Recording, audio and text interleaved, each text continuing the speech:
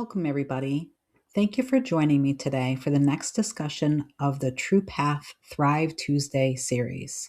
Today, we're going to cover self-trust as a strategy and learning to live from internal authority, which is the ability to recognize your own intuition and letting it help guide choices without self-betrayal.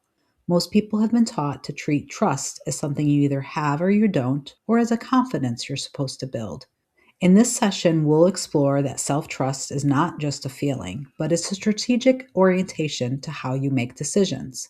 When self-trust is present, strategy becomes simpler. There's nothing you need to prepare for. All that's required is curiosity. Take a moment to fully arrive wherever you're listening from, and let us begin. If we've not met, I'm Tara Palazzolo, the founder of True Path CO and the creator of the True Path Framework. I don't approach personal growth as a matter of discipline or fixing habits. I approach it as a matter of systems literacy. Over time, I began to see that many of the struggles people blame themselves for are not personal failures.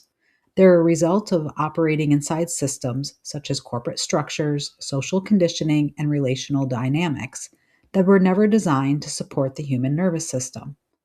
My perspective was shaped by years inside a high-performance environment where self-override was normalized, incentivized, and often mistaken for resilience.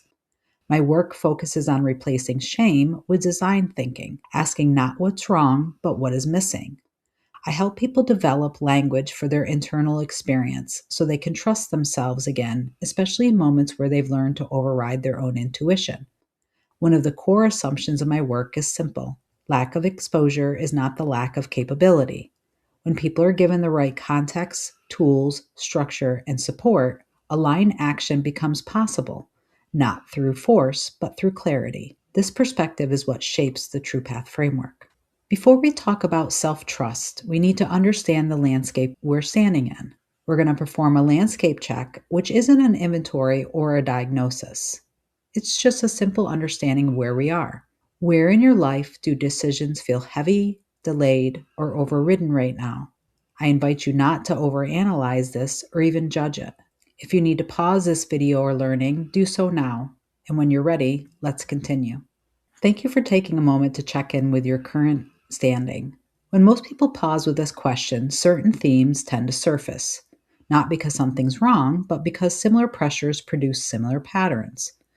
Things such as second-guessing even small decisions, seeking reassurance before acting, moving quickly and then questioning yourself afterwards, even feeling disconnected from your own internal intuition. These patterns often get mislabeled as insecurity, lack of confidence, or inconsistency. The important thing to notice here is neutrality. These themes are information. This shows you where protection has stepped in to keep you functioning. We're not here to remove those protections by force. We're here to understand why they formed and what allows authority to return. This is not an exhaustive list. It's simply a snapshot of themes that tended to arise when this question was asked. You may recognize pieces of yourself in some of these, none of them, or in a different way entirely. What matters is not whether your experience matches, but what you noticed and how it felt when you noticed it. What self-trust is. This is where we clarify the definition because self-trust is often misunderstood. Self-trust is an orientation. It's the ability to recognize your internal intuition, allowing it to inform choices and move without self-betrayal. This means you notice what's happening in your body, your energy, your timing, and your sense of readiness, and you treat that information as valid data, not an inconvenience. When self-trust is present, it tends to show up in very specific ways. There's clarity without urgency. Decisions do not require excessive justification. And movement matches actual capacity rather than expectation. This does not mean every decision feels easy. It means that the decision feels internally coherent. A useful way to think about this is navigation. Confidence is believing you can drive anywhere. Orientation is knowing where north is. Self-trust gives you that north. Without orientation, you may move quickly, but you will correct constantly. With orientation, movement can be slower and still far more accurate. This is why self-trust is not something you hype yourself into. As we continue, notice where this definition challenges where you are taught self-trust is supposed to look like. That tension is often where clarity begins. What self-trust is not.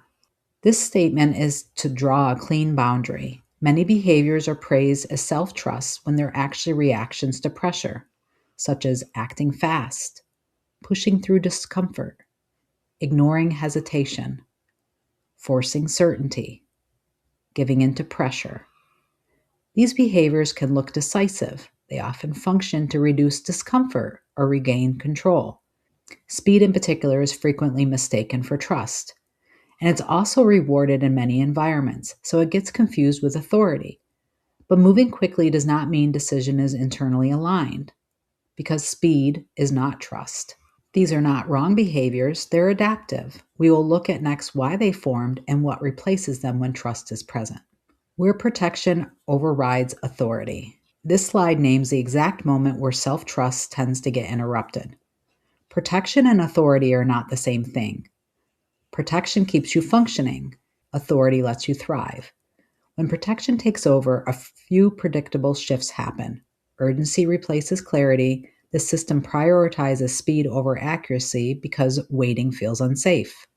Internal expectations get louder.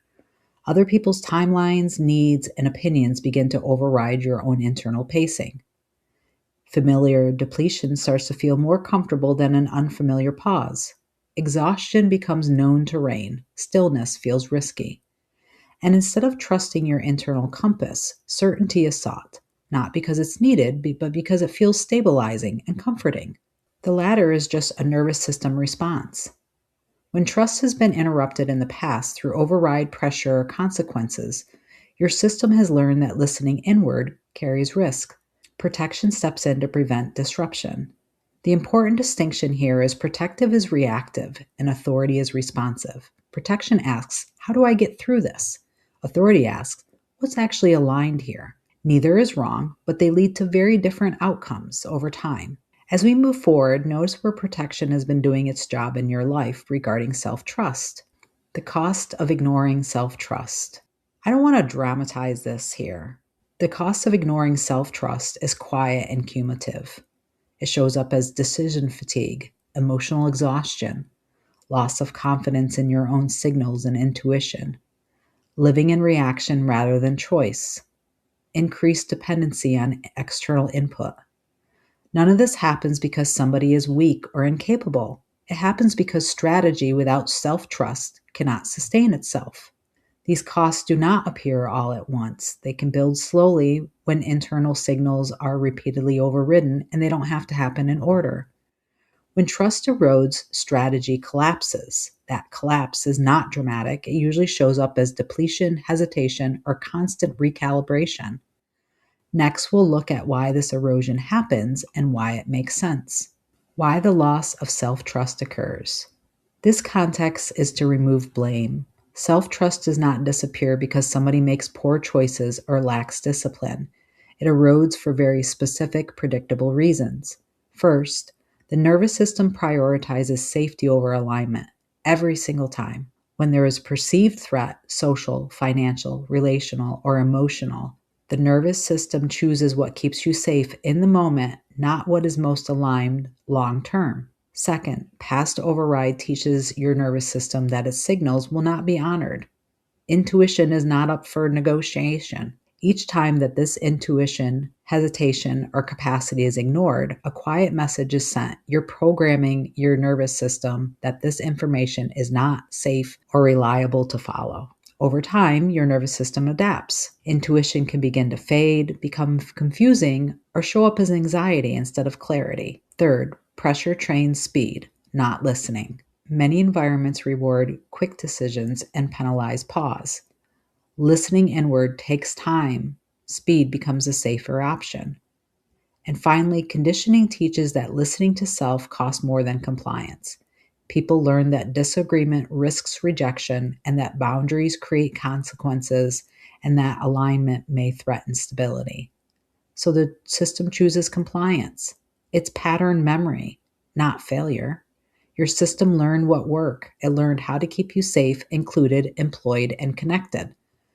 Understanding this matters because self-trust does not return through self-correction or effort, and it most certainly does not come from shaming. It returns when the system experiences enough safety to believe that its signals will be respected. As we move forward, hold this with compassion. What has adapted to the current conditions can also be recalibrated once these conditions change. Seeing the landscape differently. Self-trust is not about making better decisions faster. It's shifting from protection-driven decisions to internally guided action. Protection-driven patterns are not wrong. They develop to reduce discomfort quickly. They keep momentum when pausing feels unsafe. In those patterns, signals are often overridden to maintain speed. External expectations shape timing and direction. The person adapts themselves to the environment in order to stay functional. Self-trust authority works differently. Decisions are made from clarity rather than urgency. Timing honors capacity and recovery, not pressure. Internal cues are treated as data, not obstacles. Instead of contorting the person to fit the environment is shaped to support the person. This is the core shift. It's not about slowing everything down indefinitely, it's about restoring accurate pacing. And when pacing's accurate, movement becomes sustainable and far less costly. One important fact is trust returns through safety and not effort. You cannot think your way back into self-trust. You cannot force it through discipline. The system needs to experience pausing, sensing, honoring signals that do not result in punishment. This is why the work ahead focuses on conditions and not corrections. As we continue, notice what side of this landscape you may be operating in. This awareness alone begins to loosen the grip of protection and make room for authority to reemerge. What self-trust supports? Now we're going to clarify what becomes possible when self-trust is present. Self-trust supports conscious choice, not autopilot and not fixed patterns. That's why self-trust is strategy. Without it, strategy becomes rigid. With it, strategy becomes adaptive. When self-trust is present, it supports sustainability instead of urgency, discernment rather than reaction, and movement without self-sacrifice. It also allows collaboration without identity loss, meaning you can work with other people without abandoning yourself or your boundaries. And most importantly, it allows beliefs to change as new information is integrated. Decisions are not defended, they are adjusted as you grow and change. This is not about becoming immovable, it's about becoming internally anchored. Self-trust in practice. We're going to talk about how to bring self-trust into a lived experience. Self-trust is often quiet. It shows up as small decisions every single day that prevents future self-betrayal, like pausing before committing, checking capacity before deciding, letting clarity arrive rather than forcing it, holding boundaries without justifications. This is a big one. These actions don't look dramatic. They look like small, sustainable steps that preserve your future self. Self-trust is possible when identity is clear and formed. Next, we'll look at the conditions that makes all of this possible. What is needed for self-trust? Next, we're going to name conditions and not behaviors. Self-trust forms when specific conditions are present, and those conditions fall into two categories: identity and capacity. Identity means understanding what you believe, why you believe it, and what happens when those beliefs are challenged, especially when a boundary is crossed. Capacity means safety, including time to decide, and also structure that reduces pressure. When either is missing, trust cannot be sustained. To summarize, specific conditions nurture self-trust naturally. Next, we'll look at how each one of these shapes self-trust directly. Self-trust requires a stable sense of identity. You cannot trust signals from a self you do not recognize. When identity is unclear, decisions feel risky, and feedback feels destabilizing, and boundaries feel threatening. When identity is clear, intuition becomes easier to trust, and disagreement no longer equals danger. Identity clarity does not mean rigidity. It means internal recognition, no matter what stage you're in, and it will change over time. Next, we'll look at capacity. How capacity shapes self-trust. Self-trust depends on capacity. Trust cannot operate under threat. When the system's under pressure, clarity goes offline regardless of how insightful or self-aware somebody is. Capacity includes safety in the body, time to sense what is true and not, and the structure to reduce pressure rather than amplify it. When these elements are present, internal signals can be heard and acted upon. When they're missing, urgency takes over.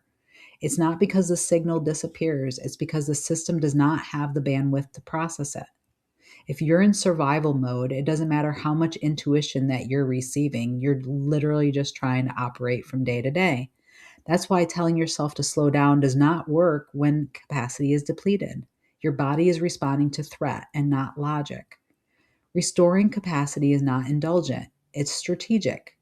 Structure matters here. Clear containers, realistic timelines, and reduced decision load will all increase your capacity. They create enough safety for the system to listen to intuition again. I want to be clear. I'm not asking you to want less or to do less. It's asking you to recognize the condition under what trust is even possible. As we move towards closing, noticing where urgency has been masquerading as a necessity in your life. That awareness does not require immediate change, it returns choice. Self-trust always follows capacity, not the other way around. Choosing your path. This is not a call to action, it's a choice point. Up until now, we've been naming mechanisms, patterns, and conditions. Here, we return authority to where it belongs. Reclamation is not a force, it's remembering where authority lives. The statements on this slide are not affirmations, they're permissions.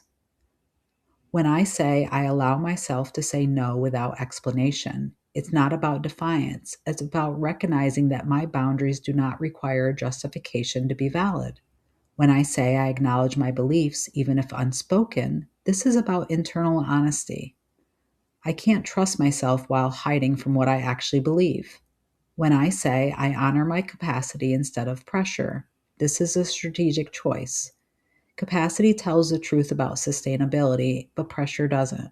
These are not rules, they're orientations you can step into or not. Some people act immediately, some people sit with this, and both are valid. Often self-trust re-enters through the smallest decisions, pausing, declining, waiting, or even choosing differently, even once. I want to make something explicitly clear. You're allowed to choose alignment without urgency. You're allowed to pause without being pressured. Exploring True Path resources. This session is an orientation. It's designed to name patterns, build awareness, and give you a point of reference that you can return to when decisions feel noisy or pressured. The deeper work happens through structure, through tools and practices that help you stay with yourself under pressure without overriding your nervous system or forcing timing. If you want to continue, there are resources available through truepathco.com. These include workbooks, courses, guided practices, or other structured materials designed to support self-trust in real-world conditions. For people who work best through direct conversation, there is also an option to explore one-on-one work. They exist as containers that you can step into and how you choose. All of my work respects timing, capacity, and autonomy. Choose where you want to start, explore at your own pace, and build a life that you can thrive in. On Tuesdays, I share new content. These sessions are available across several platforms, including Spotify, YouTube, and the free resource section on the TruePath website. You can choose the platform that fits your life and how you prefer to engage. Each session is approximately 30 minutes, and they're designed as a consistent support that you can access when useful. The topics shift with real life: seasonal transitions, relationships, work, identity, pressure, burnout, and all kinds of moments where intuition is overridden. There's no sequence to follow and nothing to complete. You can listen occasionally or return regularly. I've created this container only as a resource, not to demand engagement.